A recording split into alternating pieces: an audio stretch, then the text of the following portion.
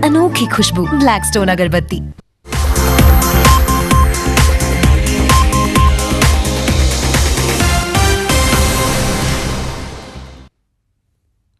नमस्कार, मैं हूं आशीष त्रिपाठी आपके साथ। एमपीसीजी सुपरफास्ट 100 की करेंगे शुरुआत। नजर डालते हैं फटाफट अंदाज में खबरों पर। और इस बीच सुकमा से एक बड़ी खबर आ रही है, जहां सुरक्षा बलों और नक्सलियों में मुठभेड़ का मामला। ताड़मेटला में नक्सलियों से मुठभेड़ और सुरक्षा बलों से मुठभेड़ में 2 नक्सली ढेर हो गए। दरअसल मिलिशिया कमांडर सोढ़ी देवा और रब्बा देवा ढेर हो गए। आपको बता दें कि मौके से नक्सलियों के हथियार भी बरामद हुए हैं। नक्सलियों और सुरक्षा बलों के बीच हुई मुठभेड़ का यह मामला। सुकमा से एक बड़ी खबर आपको बता दें, ताड़मेटला में नक्सलियों से मुठभेड़ सुरक्षा बलों की, जहां भारी संख्या में सुरक्षा बल तैनात है। अब सुरक्षा बलों से नक्सलियों की मुठभेड़ हुई। मिलिशिया कमांडर सोढ़ी देवा और रब्बा देवा ढेर हो गए। मौके से नक्सलियों के हथियार भी बरामद किए गए हैं। आपको बता दें कि यहां सुरक्षा बलों और नक्सलियों के बीच मुठभेड़ हुई थी। सुकमा से इस वक्त की बड़ी खबर। इस बीच बड़ी जानकारी ये मिल रही है कि नक्सलियों पर जो कार्रवाई है वो लगातार जारी है, और इसी के तहत एक और मामला नक्सलियों का खात्मा करने की ओर कदम बढ़ाते हुए सामने आया, जहां सुरक्षा बलों से नक्सलियों की मुठभेड़ में 2 नक्सली ढेर हो गए, जिसमें 2 नक्सली मारे गए हैं, जिसका नाम सोढ़ी देवा और रब्बा देवा बताया जा रहा है। आपको बता दें कि ताड़मेटला में नक्सलियों से मुठभेड़ हुई थी। सुरक्षा बलों और नक्सलियों के बीच हुई मुठभेड़ में ताड़मेटला में 2 नक्सलियों को मार गिराया। मिलिशिया कमांडर सोढ़ी देवा और रब्बा देवा को ढेर कर दिया। मौके से नक्सलियों के हथियार भी बरामद हुए हैं। ताड़मेटला में नक्सलियों से मुठभेड़ के दौरान 2 नक्सलियों को ढेर कर दिया गया। इस वक्त की बड़ी खबर सुकमा से आ रही है, जहां सुकमा में सुरक्षा बल और नक्सलियों के बीच हुई मुठभेड़ में मिलिशिया कमांडर सोढ़ी देवा और रब्बा देवा की मौत हो गई। सुरक्षा बलों ने यहां 2 नक्सलियों को ढेर किया, जो कि मिलिशिया कमांडर बताए जा रहे हैं, जिनका नाम सोढ़ी और रब्बा बताया जा रहा है।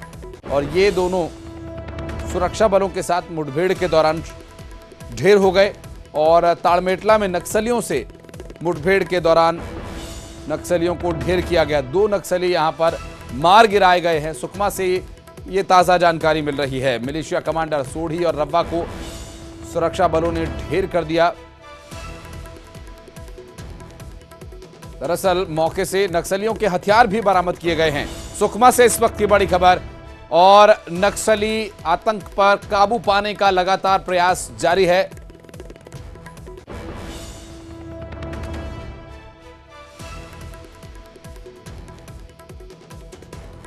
और सत्यप्रकाश हमारे सहयोगी इस वक्त फोन लाइन पर मौजूद है। सत्यप्रकाश, क्या जानकारी मिल पा रही है इस मुठभेड़ को लेकर? जी, आपको बता दूं कि मुठभेड़ बंद हो चुकी है, और इस पर मुठभेड़ में 2 माओवादियों के शव मिले हैं। दोनों माओवादियों पर 1-1 लाख का इनाम है, और दोनों माओवादियों के शव जो है उन्हें वापस चिंतागुफा कैंप लाया जा रहा है। और मौके पर जो है हथियार भी बरामद किए गए हैं। एक का जो है 12 बोर बंदूक को, एक पिस्टल बरामद किया गया है। और एसपी जो है किरण चौहान ने बताया कि जैसे ही जवान वापस कैंप लौटेंगे तो पूरी स्थिति जो है स्पष्ट हो पाएगी। जी, लगभग कितने नक्सली यहां पर होने की आशंका थी? क्योंकि जो मारे गए वो तो 2 हैं, और भी नक्सली थे जो भाग गए। पुलिस बल या सुरक्षा बल कौन कौन थे, क्या कुछ है और डिटेल्स? चूंकि ताड़मेटला जो है काफी नक्सल इलाका है, वहाँ पर 76 जवान जो है 2010 में शहीद हुए थे, वो इलाका है। यहाँ पर लगातार माओवादियों की सूचना मिली थी। करीब 50 माओवादी वहाँ पर होने की सूचना थी, जिसके बाद जो है डीआरजी और सीआरपीएफ कमांडर को जो है उस इलाके में उतारा गया है। और लगातार सर्चिंग करते हुए जब जवान ताड़मेटला पहुंचे तो वहाँ पर घात लगाए बैठे माओवादियों ने फायरिंग करनी शुरू कर दी, और ये मुठभेड़ करीब जो है आधे घंटे तक चली। उसके बाद जवानों को भारी पड़ता देख नक्सली जो है वहाँ से भाग गए, और जब सर्चिंग की गई तो मौके से 2 हथियार और 2 नक्सलियों के शव बरामद हुए। जी, और लगभग कितने सुरक्षा बल के जवान थे वहां पर? डीआरजी, सीआरपीएफ, स्थानीय पुलिस भी थी क्या? जिला बल और सीआरपीएफ और डीआरजी के अलग अलग कैंपों से करीब जो है 200 से 250 जवानों को उतारा गया। चूंकि नक्सल प्रभावित इलाका है, काफी पहाड़ी और घने जंगल वाला इलाका है, उस इलाके में पहले भी कई घटनाएं हो चुकी है, जिसके मद्देनजर जो है पुलिस पूरी जो है गोपनीयता बरतते हुए जवानों को उतारा गया। और करीब रात के जो है सभी जगह से फोर्स एक साथ रवाना हुई और सर्चिंग करते हुए सुबह इस मुठभेड़ को अंजाम दी। लेकिन सत्यनारायण, लगभग कितने और वहां पर नक्सली थे? क्या ये टीम आगे बढ़ेगी या फिर यहां से वापस टीम लौटेगी? क्या इसके बारे में कोई डिटेल?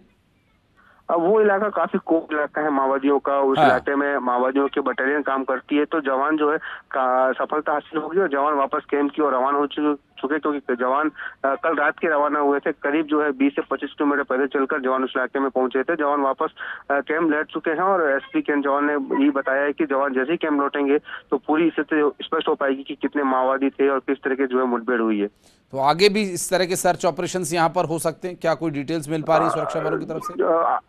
आगे जो है दो माह बाद जो है चुनाव होने विधानसभा के मद्देनजर लगातार जो है सुरक्षा बल के जवान उस इलाके की सर्चिंग अभियान कर रहे हैं, ताकि माओवादी जो है किसी प्रकार के चुनाव को जो है डिस्टर्ब कर सके। इसीलिए लगातार सर्चिंग अभियान भी इस इलाके में जारी रहेगा। और आपको बता दूं कि सीमावर्ती क्षेत्र है तेलंगाना, आंध्र प्रदेश और उड़ीसा, बीजापुर और दंतेवाड़ा, इस सभी का जो है संयुक्त अभियान बैठकें हो रही है कि किसी भी प्रकार जो जी। और लगता है सत्यनारायण से आवाज़ ठीक नहीं मिल पा रही है। बहुत शुक्रिया सत्यनारायण, आपने जो डिटेल्स दी। आप इस पूरे मामले पर और भी जानकारी आप जुटाने का प्रयास कीजिएगा। चूँकि दो ये नक्सली जो इनामी नक्सली हैं, जिसमें कमांडर सोडी और रब्बा दोनों ही मारे गए हैं, और आगे क्या कुछ सुरक्षा बल कार्रवाई करते देखने का विषय होगा। बहुत शुक्रिया आपका। और पन्ना से बड़ी खबर आपको बता दें, बस कंडक्टर से बेरहमी से मारपीट की गई। निर्वस्त्र कर लोगों ने बस कंडक्टर को पीटा और कंडक्टर जान की भीख मांगता रहा। एक आरोपी इसमें गिरफ्तार किया गया। दरअसल इस पूरे मामले में जिस तरह से कंडक्टर के साथ मारपीट की गई है, मारपीट का ये पूरा मामला सामने आया और इस मारपीट में एक की गिरफ्तारी हो गई है, बाकी फरार बताए जा रहे हैं। रीवा से सूरत ये बस जा रही थी।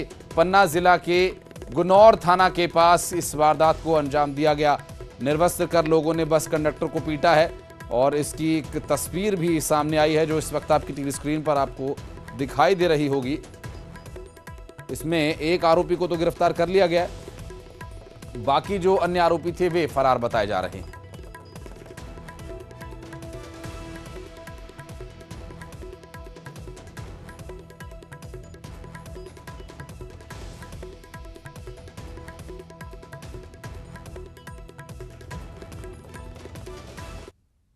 और अब बढ़ते आगे फटाफट अंदाज में खबरों पर नजर डालेंगे। देश के 6 राज्यों की 7 विधानसभा सीटों पर उपचुनाव के लिए वोटिंग। उत्तर प्रदेश, पश्चिम बंगाल, केरल, झारखंड और उत्तराखंड में एक एक सीट, जबकि त्रिपुरा की 2 सीटों पर डाले जा रहे वोट। 8 सितंबर को आएंगे नतीजे। इसरो ने दूसरी बार बढ़ाई आदित्य L1 की ऑर्बिटल। अब पृथ्वी से ऑर्बिटल दूरी 40,225 किलोमीटर। 10 सितंबर को तीसरा थ्रस्टर होगा फायर। सनातन पर उदयनिधि के बयान पर इंडिया अलायंस गठबंधन में टेंशन। बीजेपी का हमलावर तेवर देखकर सियासी नफा नुकसान के आकलन में जुटे इंडिया गठबंधन के नेता। बिहार में सरकारी स्कूलों की छुट्टियों में कटौती का आदेश निरस्त। शिक्षकों के विरोध को देखते हुए सीएम नीतीश ने के पाठक को दिया आदेश। आज मंडला और श्योपुर से बीजेपी की जन आशीर्वाद यात्रा। केंद्रीय गृह मंत्री अमित शाह दिखाएंगे हरी झंडी। सीएम शिवराज सहित दिग्गज नेता होंगे शामिल। एमपी में मंडी व्यापारियों की हड़ताल का दूसरा दिन। प्रदेश की 230 मंडियों में पसरा सन्नाटा। ट्रैक्टर लेकर पहुंचे किसानों से नहीं खरीदा गया अनाज। पन्ना में बस कंडक्टर से बेरहमी, लोगों ने निर्वस्त्र कर पीटा। पुलिस ने एक आरोपी को किया गिरफ्तार, जांच जारी। इंदौर में नाबालिग से गैंगरेप। वारदात के बाद झाड़ी में फेंका, पीड़िता की हालत गंभीर। 3 पर आरोप। छिंदवाड़ा में आज से पंडित प्रदीप मिश्रा की शिव महापुराण कथा। पीसीसी चीफ कमलनाथ करा रहे हैं आयोजन। 5 दिन चलेगा कार्यक्रम। सनातन हिंदू को कोई नहीं कर सकता खत्म। नीमच में सीएम शिवराज का कांग्रेस पर प्रहार।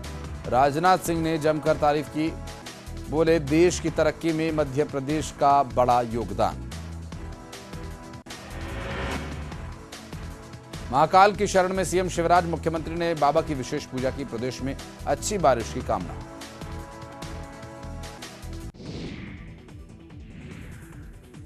सीएम शिवराज की महाकाल पूजा पर कमलनाथ का तंज। कहा बहुत सारी पूजा करनी होगी, भ्रष्टाचार, बिजली, बेरोजगारी को लेकर भी करनी होगी पूजा। एमपी में कम बारिश को लेकर पूर्व कृषि मंत्री सचिन यादव का बयान। कुछ दिन पहले ही सीएम को पत्र लिखकर की थी प्रदेश को सूखाग्रस्त घोषित किए जाने की मांग। सर्वे कराकर किसानों को मुआवजा दे सरकार। ओरछा में सीएम शिवराज सिंह चौहान ने श्री राम राजा लोक का किया भूमि पूजन। 5 एकड़ में तैयार होगा भव्य राम राजा का लोक। जन आशीर्वाद यात्रा को लेकर बोले वीडी शर्मा, हम अपने कामों को लेकर जा रहे हैं जनता के बीच, जनता का पूरा आशीर्वाद हमारे साथ। वायरल लिस्ट पर उमा भारती ने दी सफाई। सोशल मीडिया प्लेटफॉर्म एक्स पर लिखा, केंद्र और राज्य के नेताओं से उम्मीदवारों पर की चर्चा, मुझे कोई सूची लिखकर देने की जरूरत कहां। श्योपुर दौरे पर पहुंचे केंद्रीय मंत्री नरेंद्र सिंह तोमर का बड़ा बयान। प्रदेश में पूर्ण बहुमत से बनेगी बीजेपी की सरकार, पार्टी जिताऊ चेहरों को देगी टिकट। भिंड में चलती कार बनी आग का गोला, धू धू कर जली कार, ड्राइवर की सूझबूझ से टला बड़ा हादसा। कार सवार 5 लोगों ने कूदकर बचाई जान। ग्वालियर में किसान ने किया आत्महत्या। अरुण तोमर नाम के किसान ने खुद को मारी गोली, मामले की जांच में जुटी पुलिस। सुकमा में नक्सलियों के साथ सुरक्षा बलों की मुठभेड़, 2 माओवादी ढेर, इलाके में सर्चिंग जारी। दुर्ग में भरभराकर गिरा पानी की 2 टंकियां, कर्मचारियों ने भागकर किसी तरह से बचाई जान। भिलाई सेक्टर 4 में पानी की आपूर्ति बाधित। बिलासपुर में फिर मिले डेंगू के 4 मरीज, 1 मरीज सिम्स में भर्ती, 3 का रायपुर में चल रहा इलाज। 2 महीने में मिले 43 मरीज। स्वास्थ्य कर्मचारियों की अनिश्चितकालीन हड़ताल जारी, तूता धरना स्थल पर करेंगे प्रदर्शन। छत्तीसगढ़ में स्वास्थ्य कर्मचारियों ने बीते सोमवार को दिया सामूहिक इस्तीफा। स्वास्थ्य मंत्री टीएस सिंहदेव को सौंपा त्यागपत्र। निलंबन और बर्खास्तगी से नाराज 3500 से ज्यादा कर्मचारी हो चुके हैं बर्खास्त। छत्तीसगढ़ में 48 शिक्षकों का होगा सम्मान। शिक्षक दिवस पर राज्यपाल करेंगे सम्मानित। 5 साल के कामकाज के आधार पर चयन। अंबिकापुर के दरिमा थाना क्षेत्र में राइस मिल डकैती मामले में खुलासा, 7 आरोपियों को पुलिस ने किया गिरफ्तार। 2 बाइक सहित 1 पिकअप वाहन जब्त। 2,20,000 रुपए की 250 धान की बोरियां बरामद। प्रदेश प्रभारी कुमारी शैलजा का बड़ा बयान। 8 सितंबर के बाद होगी कांग्रेस प्रत्याशियों की घोषणा। सीईसी की बैठक के बाद प्रत्याशियों के नाम होंगे घोषित। राजधानी में गायों की मौत पर अरुण साहब का बयान। गौ विरोधी है कांग्रेस सरकार, बड़ी संख्या में गाय की मौत के लिए बघेल सरकार जिम्मेदार।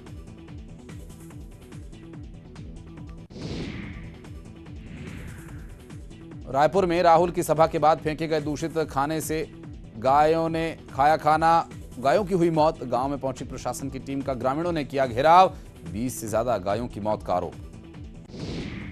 छत्तीसगढ़ में सरकार बनाने को लेकर बीजेपी का बड़ा प्लान। विजय संकल्प यात्रा निकाले जाने की तैयारी। भाजपा शुभारंभ के लिए अमित शाह को और समापन के लिए पीएम मोदी को कर रही आमंत्रित।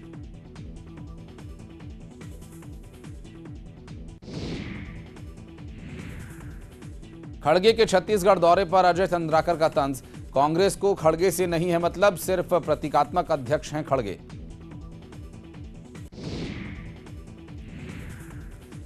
मतदाता सूची में 11 सितंबर तक जुड़ेंगे नाम। निर्वाचन आयोग की टीम के दौरे के बाद लिया गया निर्णय। नए मतदाताओं पर रहेगा विशेष फोकस।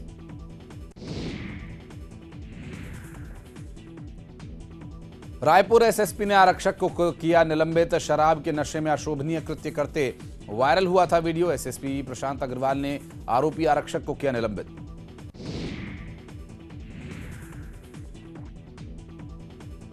अंबिकापुर में हथियार लहराने वाला बदमाश गिरफ्तार। पुलिस ने आरोपी को किया गिरफ्तार। धारदार हथियार भी जब्त।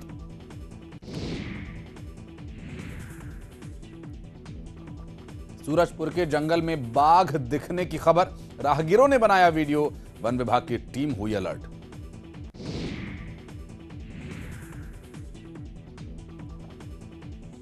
सूरजपुर के रामनगर स्कूल में चोरी का खुलासा। कबाड़ी सहित 8 चोर गिरफ्तार। चोरी किए गए 5 टन लोहे को भी किया गया बरामद।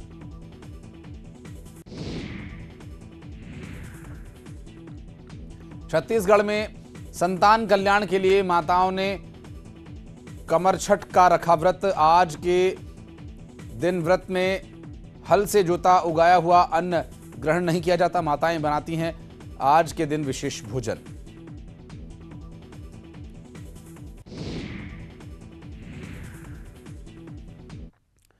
और बढ़ते हैं आगे। भारतीय जनता पार्टी की जन आशीर्वाद यात्रा आज से मंडला और श्योपुर जिले से शुरू होगी और इस यात्रा की शुरुआत केंद्रीय सहकारिता गृह मंत्री अमित शाह करेंगे और मंडला में मुख्य कार्यक्रम का आयोजन होगा महात्मा गांधी स्टेडियम में और इस कार्यक्रम में बीजेपी के आला नेता शामिल होंगे। 3 सितंबर से बीजेपी 5 अलग अलग संभागों से जन आशीर्वाद यात्रा शुरू कर रही है।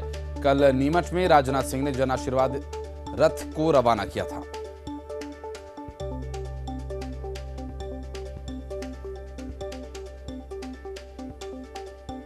और केंद्रीय गृह मंत्री अमित शाह हरी झंडी दिखाकर रवाना करेंगे जन आशीर्वाद यात्रा को। और आपको बता दें कि इस यात्रा के माध्यम से लोगों से संपर्क कर भारतीय जनता पार्टी के पक्ष में माहौल बनाने का प्रयास।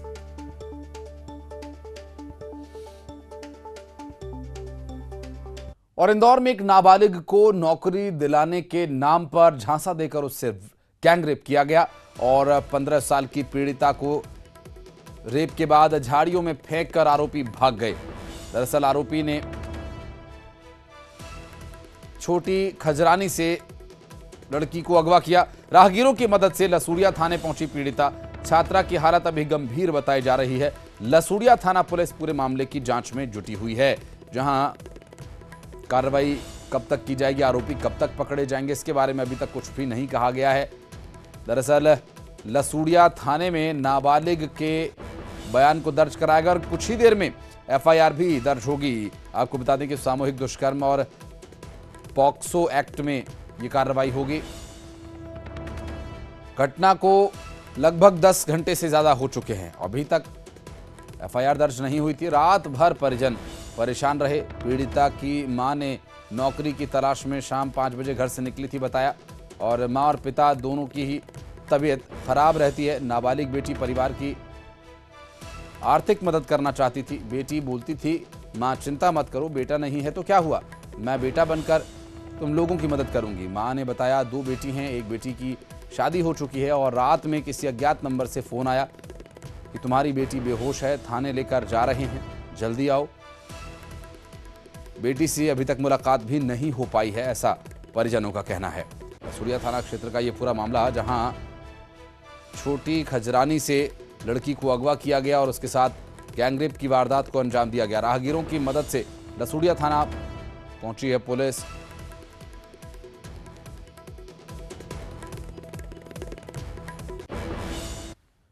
और ग्वालियर में उत्तर प्रदेश की निवासी युवती से क्लिनिक पर रेप किया गया। 23 साल की युवती से आदित्यपुरम इलाके में रेप की वारदात को अंजाम दिया गया, जहां डॉक्टर ने बेहोशी का इंजेक्शन लगाकर रेप किया। क्लिनिक पर 3 सितंबर दोपहर 1 बजे की वारदात ये बताई जा रही है। दांत का इलाज कराने के लिए क्लिनिक ये पहुंची थी और होश में आने के बाद युवती ने महाराजपुरा थाने में इसकी शिकायत की। पुलिस ने रेप का केस दर्ज कर आरोपी की तलाश शुरू कर दी है।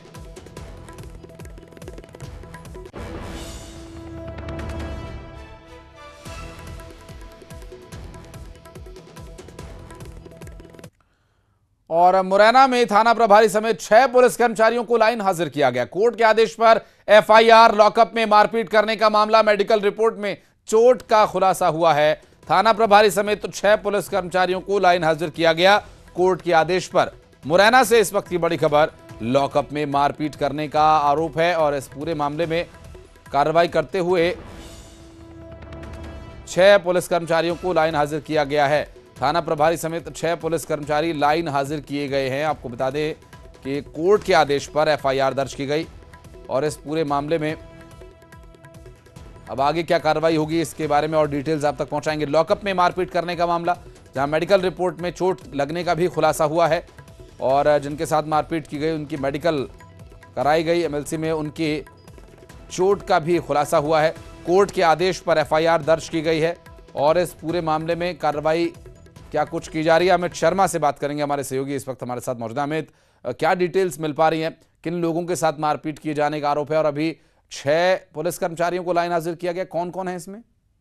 देखिए, बिल्कुल आपको बता दूं कि ये पूरा घटनाक्रम 23 मई का था। इस दौरान जो धर्मेंद्र तोमर नाम का युवक था, सिहोनिया थाना क्षेत्र के मादाकेपुरा का, इस दौरान ये जाते हैं सीएम हेल्पलाइन को बंद कराने के लिए युवक के पास। पहले पुलिस थाना प्रभारी रूबी तोमर सहित 5 अन्य पुलिसकर्मी घर पहुंचकर दबाव बनाते हैं। उसके बाद जब युवक सीएम हेल्पलाइन बंद नहीं करता है तो इस दौरान जो रूबी तोमर है, थाना प्रभारी और आरक्षक शैलेंद्र और राहुल करके ये 6 पुलिसकर्मी पहुंचते हैं और युवक को उठा ले आते हैं। उसके बाद इसको लॉकअप में मारपीट करते हैं और जो फरियादी था उससे 5,000 रुपए भी छीन लिए जाते हैं। उसके बाद जब फरियादी आता है और पुलिस अधीक्षक शैलेंद्र चौहान से मामले की शिकायत करता है तो पुलिस अधीक्षक पहले फरियादी का मेडिकल कराते हैं। उसके बाद जब मेडिकल रिपोर्ट में 10 जगह चोट के निशान पाए जाते हैं, उसे देखते हुए शैलेंद्र चौहान ने 7 पुलिसकर्मियों को यानी कि रूबी तोमर सहित 6 अन्य पुलिसकर्मियों को सस्पेंड किया था, माफ कीजिएगा, लाइन हाजिर किया था। उसके बाद फरियादी ने पुलिस अधीक्षक से एफआईआर करने की गुहार लगाई, लेकिन जब पुलिस कर्मियों पर एफआईआर दर्ज नहीं हुई तो फरियादी जो धर्मेंद्र तोमर है उसने न्यायालय की शरण ली। न्यायालय में पहुंच करके उसने रूबी तोमर सहित अन्य पुलिसकर्मियों के खिलाफ इस्तीगासा दायर किया, जिसमें न्यायालय ने आरोपी मानते हुए रूबी तोमर और 4 अन्य पुलिसकर्मियों को आरोपी ठहराया है। इस दौरान इनके खिलाफ मारपीट सहित जो 5,000 रुपए निकाले गए, इन धाराओं में मामला दर्ज करने के निर्देश दिए हैं। आशीष, बिल्कुल, और इस पूरे घटनाक्रम को लेकर जो लाइन हाजिर किए गए पुलिस कर्मचारी, अभी इन्वेस्टिगेशन चलेगी इसमें, और अभी जिस तरह से कार्रवाई की गई, 6 पुलिस कर्मचारी इसमें शामिल हैं। किस किस पद पर हैं ये 6 पुलिस कर्मचारी जो इसमें शामिल हैं, और परिवार इसमें क्या कह रहा है? जिन लोगों के साथ मारपीट की गई उनके परिवार की तरफ से क्या किया जा रहा है? देखिए आशीष, बिल्कुल आपको बता दूं कि सिहोनिया थाना प्रभारी रूबी तोमर और राहुल आरक्षक है, आरक्षक शैलेंद्र सिंह है, आरक्षक उपेंद्र और राहुल करके आरक्षक, यानी कि 4 आरक्षक और 1 थाना प्रभारी को लाइन हाजिर किया गया था पहले, और अब उनके खिलाफ एफआईआर दर्ज करने के लिए अंबा न्यायालय ने निर्देश दे दिए। और जो पीड़ित है धर्मेंद्र, उसका यही कहना था, जो पहले भी उसने यही बयान दिया था कि मेरे खिलाफ लॉकअप में मारपीट की गई है और 5,000 रुपए छीने गए हैं, तो ऐसे पुलिस कर्मियों के खिलाफ सख्त कार्रवाई होनी चाहिए। लेकिन पुलिस अधीक्षक ने सस्पेंड उस समय लाइन हाजिर कर दिए थे, लेकिन इनके खिलाफ एफआईआर दर्ज नहीं हुई थी। इसी को लेकर के उसने न्यायालय की शरण ली थी। अब उनके खिलाफ पुलिस अधीक्षक ने विभागीय जांच शुरू कर दी है और इनके खिलाफ न्यायालय ने एफआईआर करने के निर्देश दिए हैं। आशीष, बहुत शुक्रिया अमित आपका।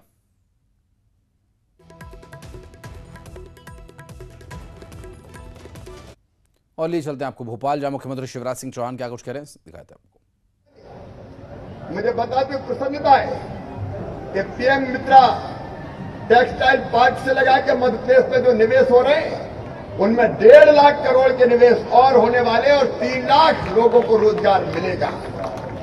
ऐसे अनेकों काम है हमारे जो जनता के बीच हम रख रहे हैं, और हमारी ये रथ उन कामों को जनता के बीच ले जाके बताएंगे।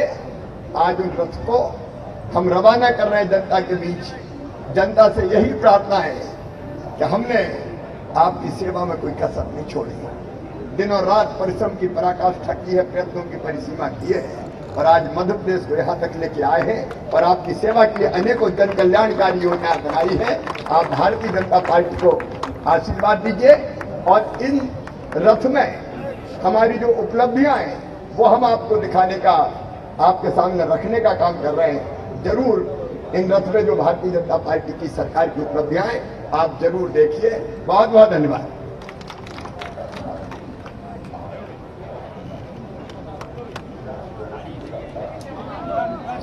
माननीय मुख्यमंत्री महोदय हरी झंडी दिखाकर अब इन विकास रथों को यहां से रवाना कर रहे हैं।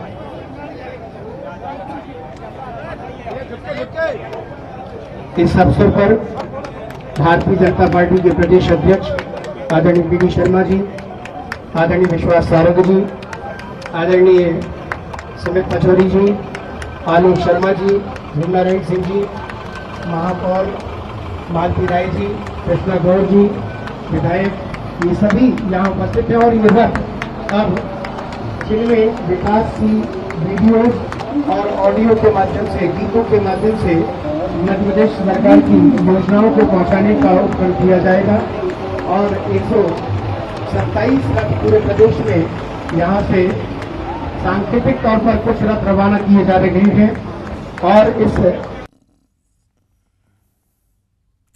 और ये आप देख रहे थे जहां पर मुख्यमंत्री शिवराज सिंह चौहान विकास रथ को रवाना कर रहे थे हरी झंडी दिखाकर। एक छोटा सा ब्रेक यहां पर ले रहे हैं, ब्रेक के बाद भी खबरों का सिलसिला आगे जारी रहेगा।